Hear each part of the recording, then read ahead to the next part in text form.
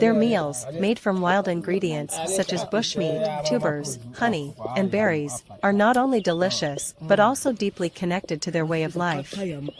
Unlike modern societies that rely on farming and processed foods, the Hadzabe diet is 100% organic, consisting of freshly hunted game, foraged roots and fruits, and natural honey. Their cooking methods, using open fires and simple techniques, bring out the rich, natural flavors of their meals. 1. Hadzabe traditional foods and ingredients. The Hadzabe Bushmen do not farm or raise livestock.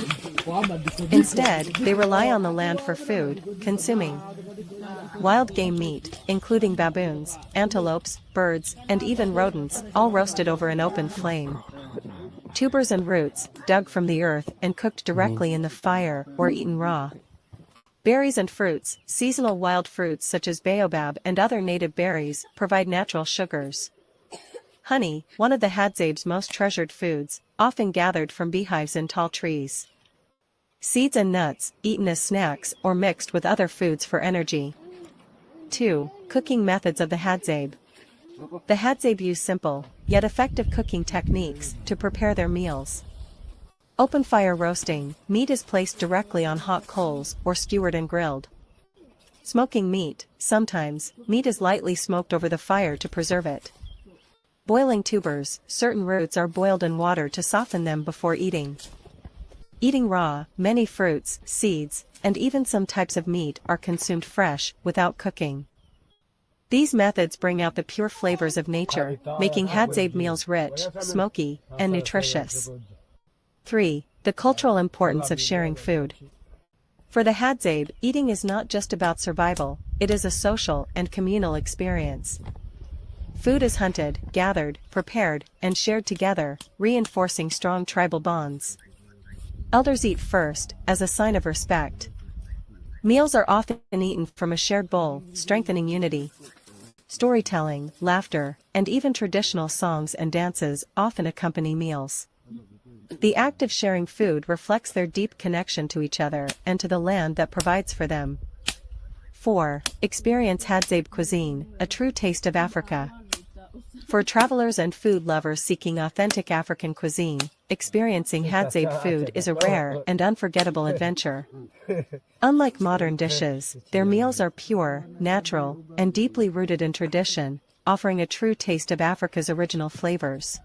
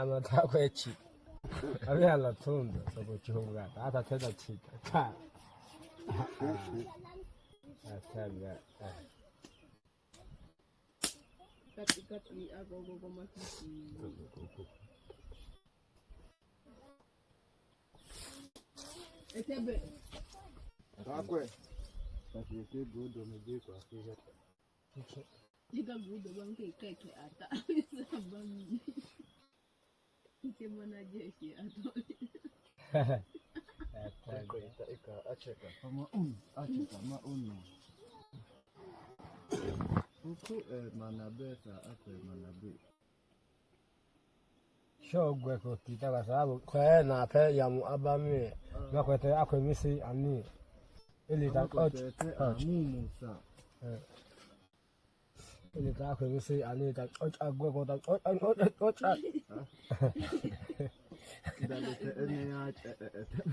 lá que é mesmo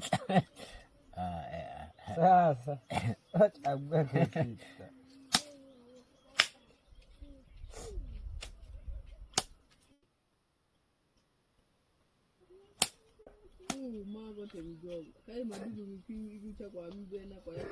sasa lazesi eka ubi kwa acheka kwa ataka ataicha ubi kwa anga etsa.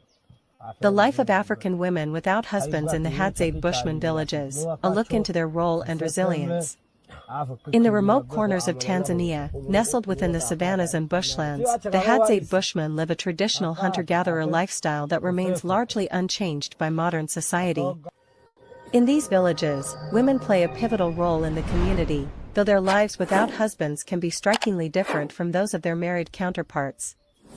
The lives of Hadzabe women without husbands are shaped by their resilience, independence, and the unique societal structure of the Hadzabe tribe, where survival and community bonds are paramount. While marriage is common within the Hadzabe culture, unmarried women or those without husbands also contribute greatly to the community and play a crucial role in maintaining the daily rhythm of the tribe.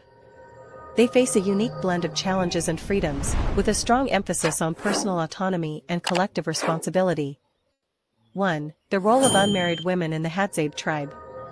In Hadzabe society, gender roles are somewhat flexible, with both men and women participating in activities like hunting, gathering, and child-rearing. However, the role of a woman without a husband can sometimes differ in practical ways. A. Independent and self-sufficient. One of the key features of unmarried women in Hadzabe villages is their independence. These women are often seen as self-sufficient, able to fend for themselves by gathering food, wild fruits, tubers, and honey, and preparing meals for themselves and their children. Unlike in many modern societies where the family structure often revolves around marriage, the Hadzabe women without husbands do not depend on men to survive. Instead, they rely on the natural resources of the land and their own skills. B. Child-rearing and family bonds. While many Hadzabe women are mothers, parenting without a husband is common. Motherhood is viewed as a shared responsibility, where other women in the community also take part in the upbringing of children. The entire tribe acts as a family, and children are raised with the collective effort of all. Unmarried women are often seen as central figures in childcare and education, teaching the younger generation about survival in the wild, cultural practices, and the importance of respect for nature. 2. Survival skills and daily life without a husband. For many women in the Hadzabe tribe without husbands, daily life revolves around their ability to gather food, hunt small animals, and support their community. Their survival skills are remarkable, and they are skilled at foraging, hunting, and crafting tools just like their male counterparts. A. Gathering and foraging. Unmarried women are typically responsible for much of the food gathering in the Hadzabe community. This includes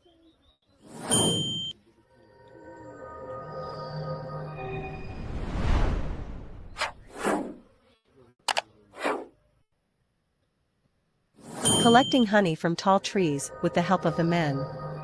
Heavy checkmark picking wild fruits and berries such as baobab fruit, which is rich in nutrients. Heavy checkmark digging tubers and roots from the earth to cook. These tasks are often done with groups of other women, creating a sense of camaraderie and teamwork. Women without husbands are valued for their contribution to the food supply and their ability to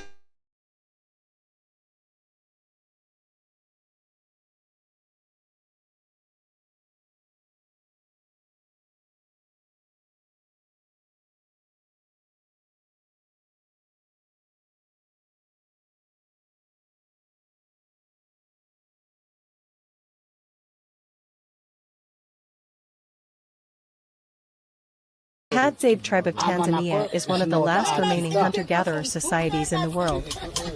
Living in the Great Rift Valley near Lake Eyasi, they have survived for thousands of years by mastering the art of hunting and foraging. Their techniques have been refined through generations, allowing them to hunt effectively with limited resources. The Hadzabe's ability to track animals, use traditional weapons, and apply strategic hunting methods makes them one of the most successful indigenous hunting communities. 1. The role of hunting in Hadzabe culture. Hunting is at the heart of Hadzabe society. Unlike agricultural communities, the Hadzabe do not grow crops or keep livestock. Instead, they rely on their deep knowledge of the land, animal behavior, and natural cycles to find food. 1.1 Hunting as a way of life. Daily subsistence. Hunting provides the primary source of protein for the Hadzabe, along with gathered fruits, tubers, and honey. Social structure. Hunting is often a communal activity, reinforcing bonds within the group. Rituals and traditions. Successful hunts are celebrated, and elders pass down knowledge to younger hunters through storytelling and experience. 2. Traditional hunting weapons. The Hadzabe use simple yet highly effective weapons made from natural materials. Each tool is designed for a specific hunting purpose, ensuring efficiency and precision. 2.1 Bows and arrows. The Hadzabe's primary weapon is the bow and arrow, which they craft using local resources. Bows, made from strong and flexible wood, such as conifera or gruya trees. Arrows, carefully crafted from hardwood, with different tips for different types of prey. 2.2 Poison-tipped arrows. One of the most fascinating aspects of Hadzabe hunting is their use of poisoned arrows. Poison source, extracted from the sap of the adenium, desert rose, plant, which contains a potent toxin. Application. The poison is applied to the arrow tips and left to dry, ensuring that a successful shot will weaken or kill an animal within minutes to hours. Effectiveness. The poison slows down larger animals, making them easier to track after being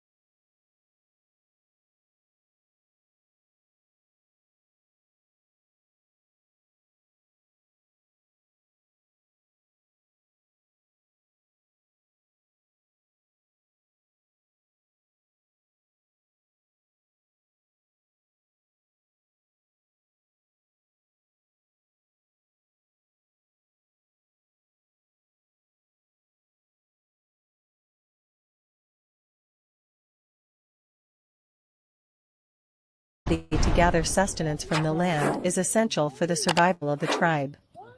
B. Hunting and cooking. While the primary responsibility for hunting large game often falls to the men of the tribe, Hadzabe women are still involved in hunting smaller animals, like birds and small mammals. Women also play a crucial role in the cooking and preparing of meals, especially those who don't have a husband. After a successful hunt, women often assist in butchering the meat, cooking it over an open fire, and serving it to the tribe. Their role in meal preparation is central to the communal life of the Hadzabe tribe, where meals are often shared among the members. 3. Social and cultural life of women without husbands. Tribu Hadzabe, une rencontre dangereuse avec l'éléphant et le lion lors de la chasse éléphant-lion. La tribu Hadzabe, l'un des derniers groupes de chasseurs-cueilleurs véritables, est réputée pour ses compétences exceptionnelles en matière de chasse, transmises de génération en génération. Cependant, même les chasseurs les plus habiles peuvent être confrontés à des dangers inattendus lorsqu'ils croisent la faune sauvage, comme ils l'ont vécu récemment lors d'une expédition de chasse. Lors de cette chasse, les chasseurs Hadzabe, qui suivaient leur gibier habituel, ont accidentellement croisé deux des animaux les plus dangereux d'Afrique, un éléphant et un lion. Une rencontre inattendue et dangereuse herbe. La journée a commencé comme toutes les autres pour les chasseurs Hadzabe, qui se sont lancés à la recherche de gibier plus petits, comme des antilopes ou des phacochères, des cibles habituelles. En se déplaçant dans la brousse, suivant les traces et cherchant des signes de mouvement animal, l'inattendu est arrivé. Au lieu de tomber sur leur gibier habituel, les chasseurs ont fait face à un énorme éléphant safari. La rencontre avec l'éléphant. Les éléphants sont des créatures énormes et puissantes, et les Hadzabe savent qu'ils doivent les éviter s'ils ne sont pas en train de les chasser. Avec leur peau épaisse et leur défense, les éléphants ne sont pas une proie facile pour les arcs et flèches empoisonnés des Hadzabe. La présence de l'éléphant elle-même a suffi à rendre les chasseurs extrêmement vigilants, sachant qu'un éléphant défensif pourrait facilement devenir agressif. Ils n'ont eu d'autre choix que d'utiliser leurs compétences de suivi et leur connaissance du comportement des animaux pour éviter tout affrontement. Voici comment les chasseurs ont réagi. Ils ont rapidement évalué la situation et ont réalisé que l'éléphant n'était pas conscient de leur présence pour l'instant. Le groupe a lentement reculé, utilisant leur connaissance du terrain pour se cacher derrière des arbres et des rochers. L'éléphant est passé, sans les remarquer, permettant aux chasseurs de continuer leur chemin en toute sécurité. Mais ce n'était pas la fin, un lion est apparu. Lion.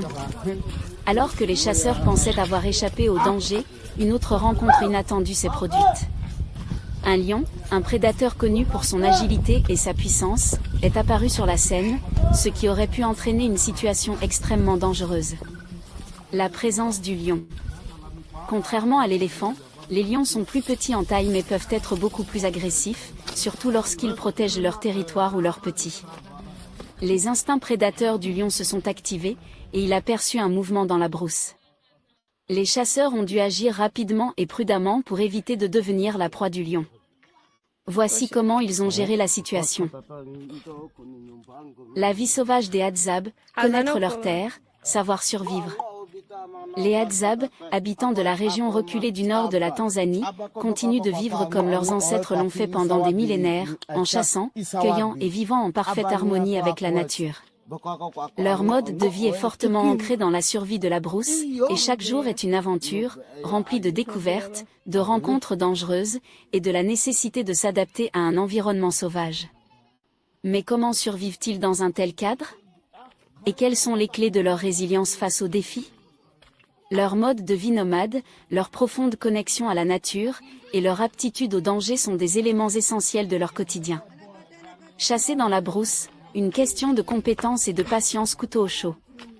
Les chasseurs Hadzabe sont avant tout des stratèges. Survivre dans la brousse ne consiste pas uniquement à trouver de la nourriture, mais aussi à éviter les dangers imprévus, tels que les rencontres avec des animaux comme l'éléphant, le lion, ou encore des buffles.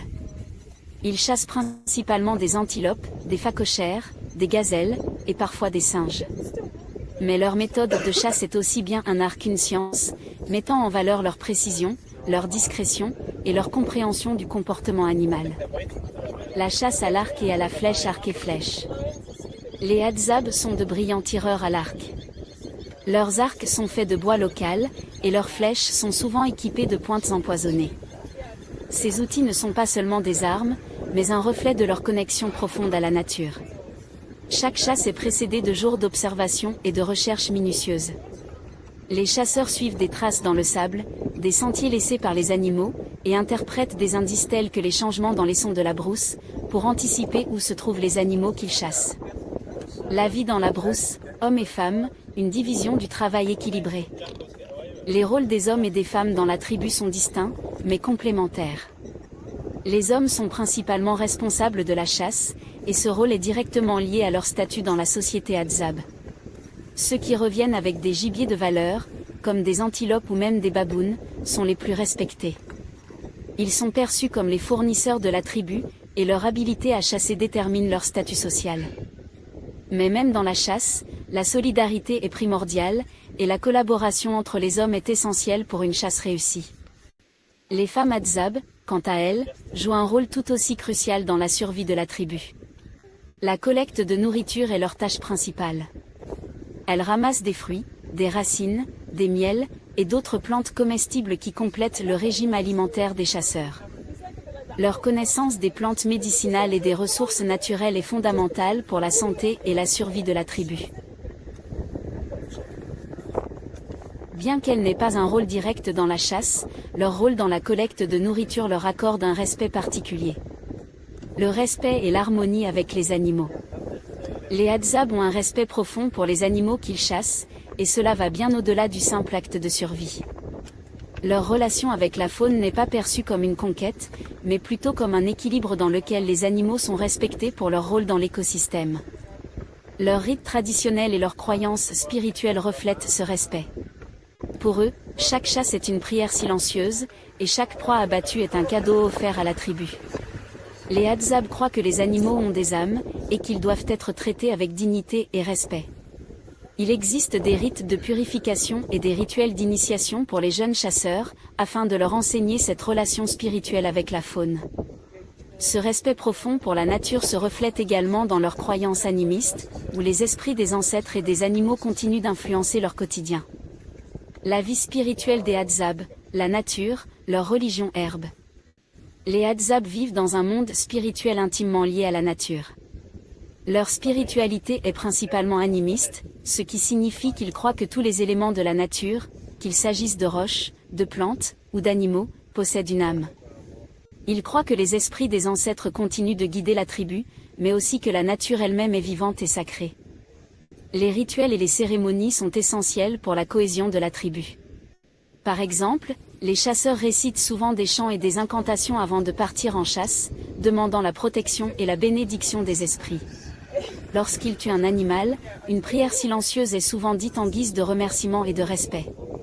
La chasse elle-même fait partie d'un rituel sacré, il ne s'agit pas simplement d'une activité quotidienne pour se nourrir, mais d'un acte spirituel dans lequel les Adzab demandent à être guidés par les forces spirituelles qui les entourent.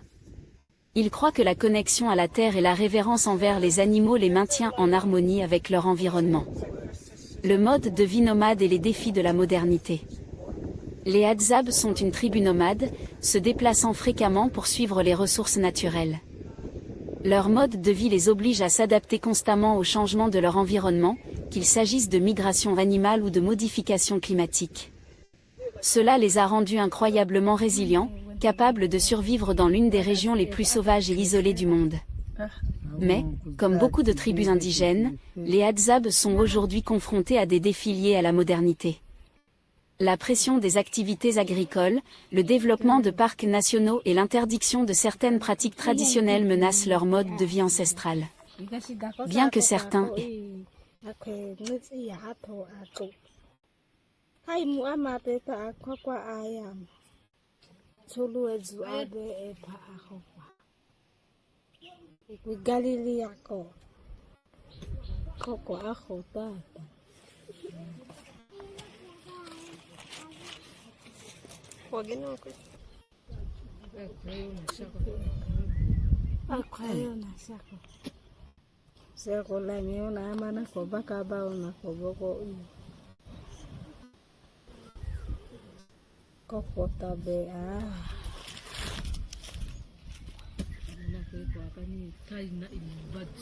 Ah?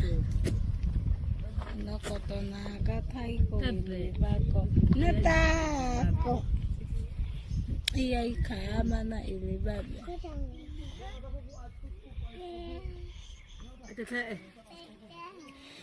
Shaba's dilemma, lost between two worlds. It had been 3 days since Shaba left the village. He walked alone, his heart heavy, his mind clouded with thoughts. He had left behind his people, his ex-wife, and the familiar rhythm of the Hadzab life. But most of all, he had left behind the European woman, the one who had introduced him to something different, something confusing yet exciting. At first, he had convinced himself he didn't need her, that his life was better untouched by foreign ways. But now, each step he took seemed to lead him deeper into doubt.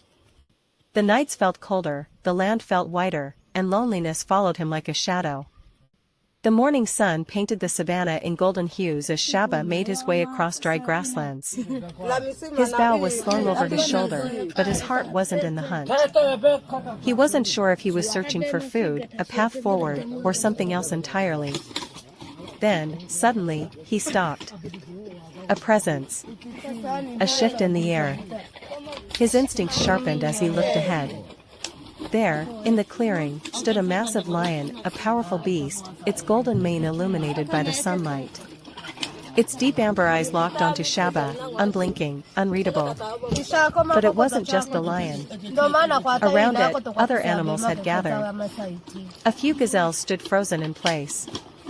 A small group of hyenas lingered in the distance. Birds circled above. It was as if the entire wilderness had stopped to watch.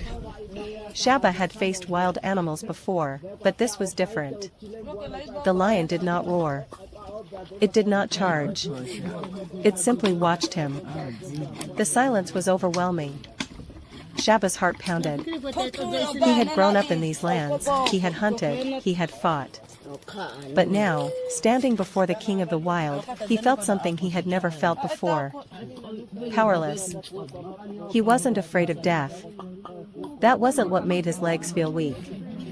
It was something deeper, something in the lion's gaze, something in the way the world had stopped around them. It was as if the lion was waiting for something. Waiting for him to decide. The battle within. Shaba swallowed hard. "Why are you here?" he whispered, his voice barely audible. The lion exhaled through its nose, a deep rumble in its chest. It did not move, did not growl, did not threaten. It was simply there, watching him. Shaba clenched his fists. Was this a sign? A message from the spirits? Had he strayed too far from his roots? Or was this a test, one last challenge before he could understand what he truly wanted? His thoughts were a storm inside him.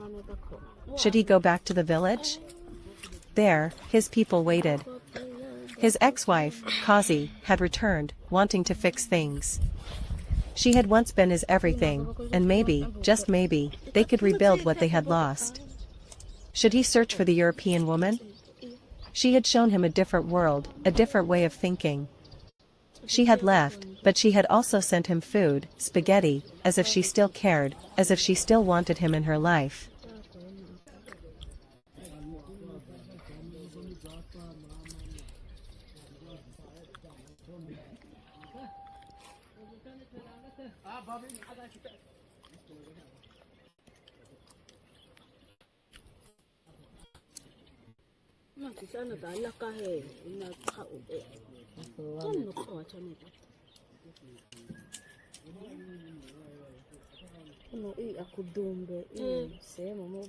Ikakote indo akakaani nake anti nakalakai. Ubabini nasi.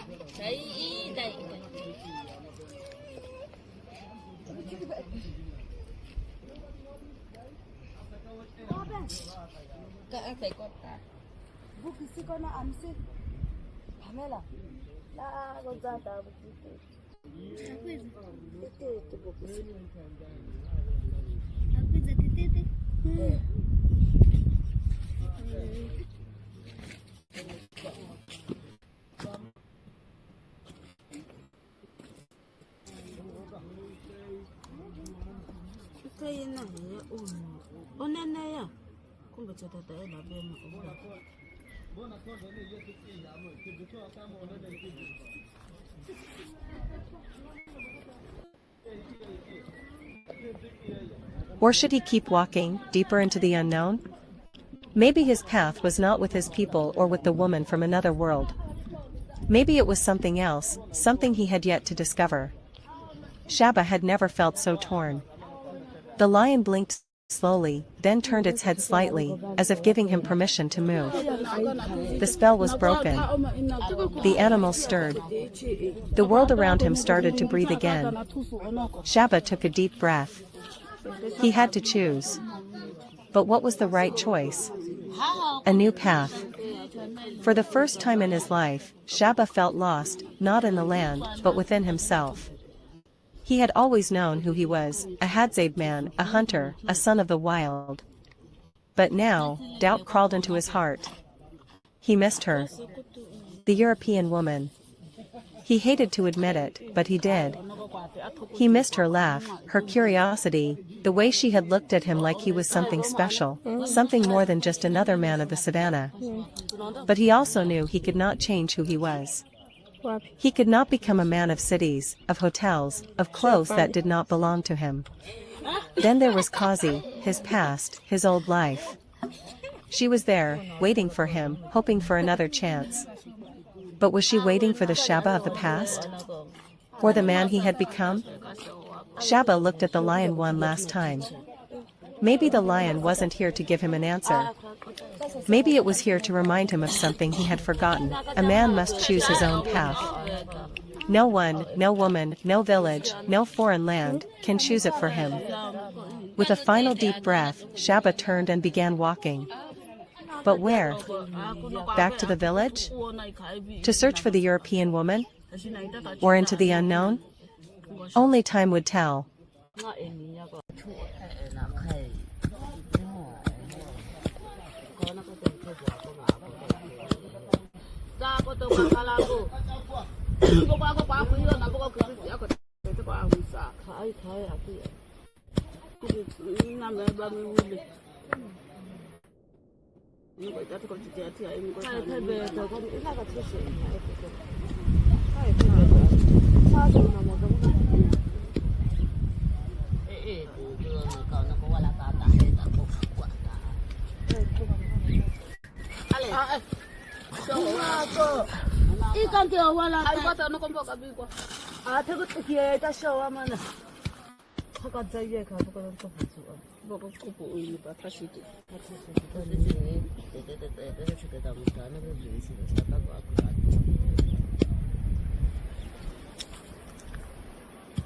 Ako kakati niko na iyo mako aja. Dani ko na hii. Ako akati niko yo mako seme. Kwani la mako ina. Ako na akati kwani. Oti. Sasa maka iyo nana ako eta.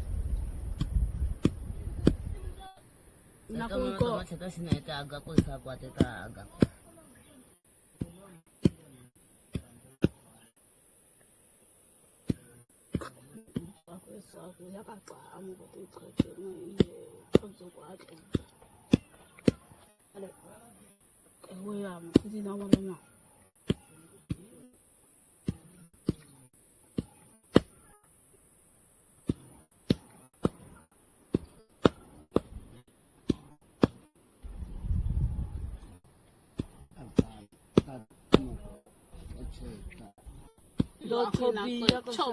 Bauta tusuta mlenda ko kautani chipita he. Aku ini dah tahu mesti kita kata itu thai aku abo. Ukele sa temlenda ko akate tema koneta za. Tukitoka hapa tunaenda kupika mlenda na wewe. Iko chipita. Sasa. Okay, iko chipio na kobo. The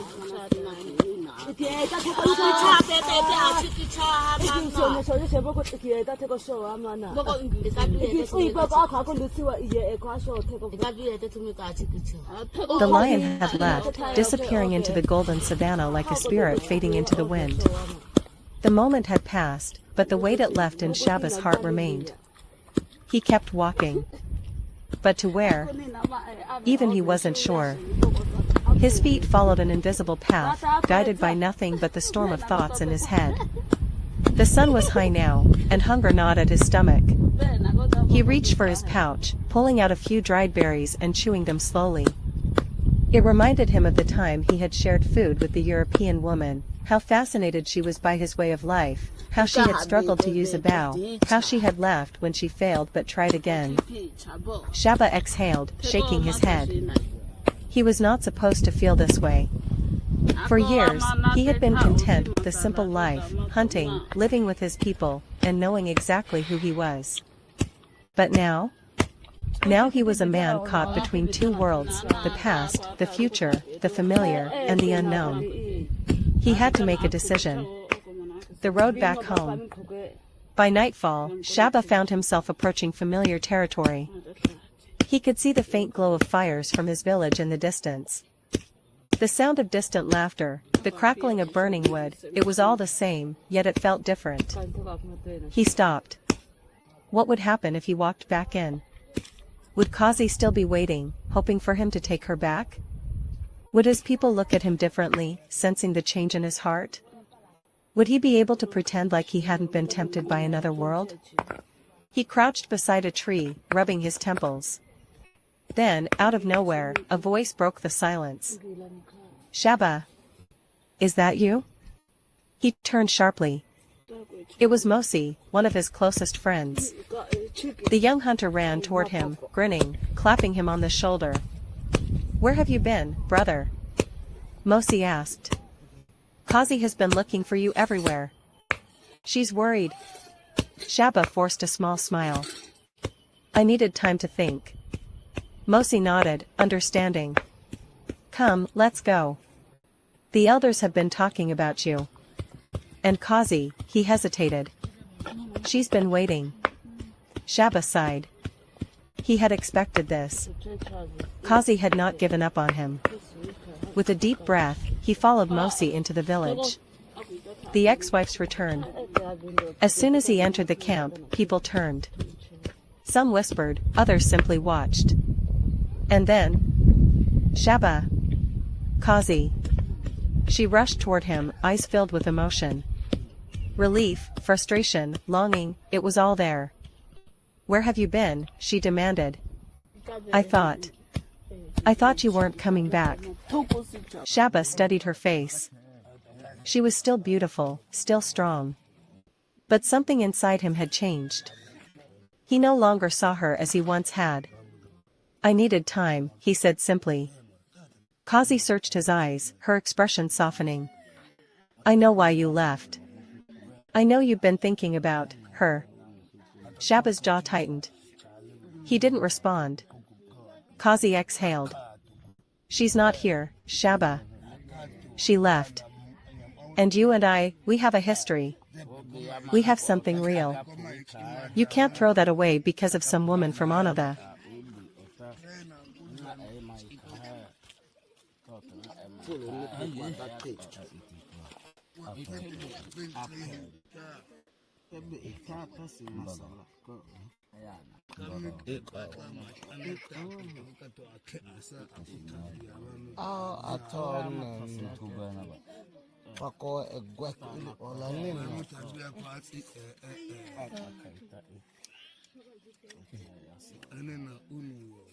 Jana ayakatshana nama-uni akwekowe lala kekoko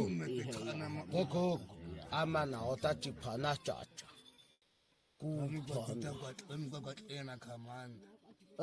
inanyando lomba